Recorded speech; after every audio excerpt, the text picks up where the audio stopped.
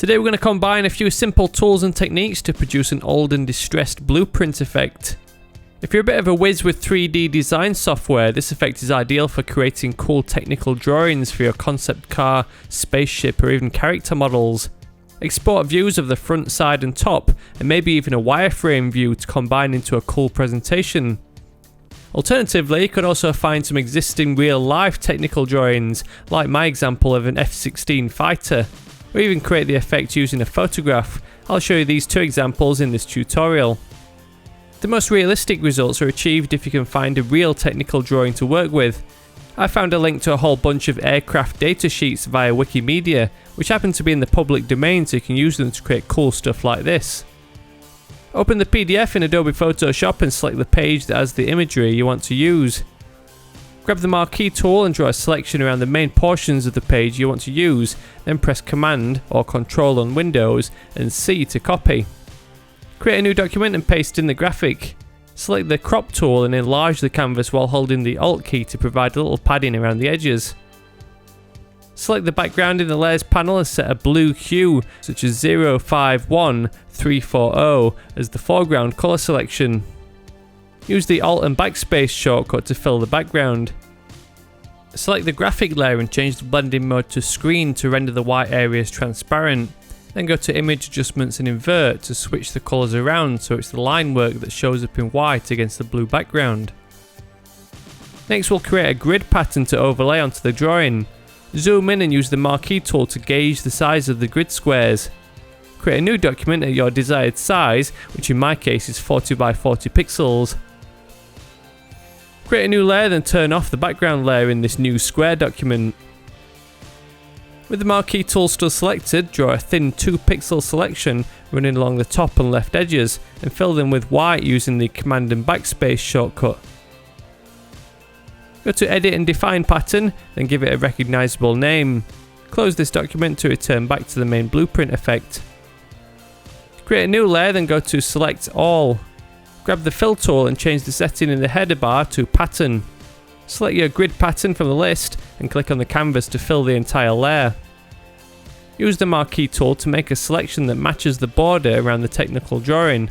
Go to Select and Inverse, then delete the excess grid pattern from around the edges of the design. Currently this grid pattern is a little too clean and intrusive. Download my free pack of dust and scratches textures and open one of them into Adobe Photoshop.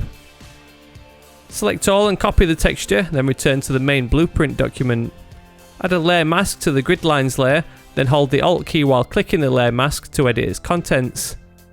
Paste in the texture, then hit Command and T to transform, then rotate and scale the texture to fit the canvas. Click the layer thumbnail on the left to exit out of mask mode. Select the layer mask again, then use the Command and I shortcut to invert its contents, followed by Command and L to open the levels options. Drag the shadows slider all the way over to the right of the histogram, then move the highlights slider in the output level setting below towards the left. Balance between the amount of distressing with the input levels and the overall impact of the grid lines with the output levels sliders. To give the design the impression that it's an old print on paper, download and open a paper texture into Photoshop. Links to all the resources I'm using are in the description area below. Copy and paste the paper texture into the document, then press Command and T and scale and rotate it to fit the canvas. Go to Image Adjustments and Desaturate, followed by Image Adjustments and Invert, then change the blending mode to Screen. Turn down the opacity to adjust the amount of aging this texture applies. I went with 70%. You get the best results when using real-life technical drawings or 3D models where you can specify perfect front, back and side views, but you can still make use of this effect with photographs. In this example I'm using this photograph of a house. You'll always have perspective, reflections and unwanted elements to deal with, but certain shots still look pretty good. Begin by desaturating the image, then go to Filter, Stylize and Find Edges. Go to Image Adjustments and Invert to make the line work white. Grab the pen tool and zoom right into the document.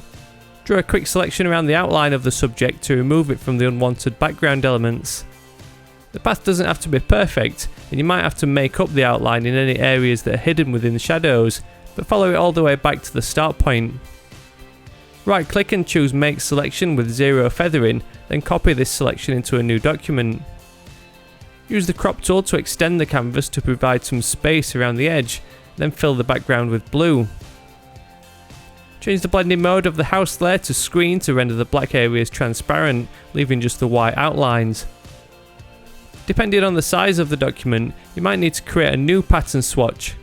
Visualize the size using the marquee tool, then fill the top and left edges of a new document with white.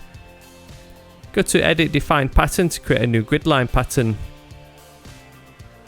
Create a new layer in the main document and apply the grid pattern using the Fill tool. Open up a Dust and Scratches texture, then select all and make a copy. Add a layer mask to the grid lines layer, then Alt and click the mask to edit its contents. Paste in and scale the texture to size. Click the layer thumbnail to exit out of mask mode, then activate the mask again. Press Command and I to invert, followed by Command and L to edit the levels. Drag those input and output sliders to distress the grid lines. Use the Command and A shortcut to select all, then with the marquee tool selected, right click and choose Transform Selection. Hold the Alt key while scaling the selection inwards. Zoom in and count the number of squares to check the spacing is equal on all sides. Go to Select and Inverse, or hit the Command Shift and I shortcut, then fill this selection with black in the layer mask with the Alt and Backspace shortcut to effectively erase the grid pattern from around the edge. Inverse the selection again, then create a new layer. Right click and choose Stroke and configure the settings to 5 pixels, white and inside. Deselect to see a neat border around the edge of the grid lines. Reduce the opacity if necessary to tone down the strength of this outline. A similar outline can also be added to the actual blueprint graphic. Double click the layer to open the layer styles. Add a stroke and configure the settings to 5 pixels inside and the colour white. Finish off this variant of the blueprint effect with the same paper texture, desaturated, inverted and set to the screen blending mode to allow the grungy texturing to show through onto the artboard. The final result is a cool blueprint effect you can use to create some great poster art or graphics as part of presentational design material for a product. So I hope you find these tips handy in your future projects. If you enjoyed the video or learned anything new, click the subscribe button to stick around for all my upcoming tutorials. Have a browse through my channel and my Spoon Graphics website to find loads more tutorials and free resources. Otherwise, thank you very much for watching, and I'll see you in the next one.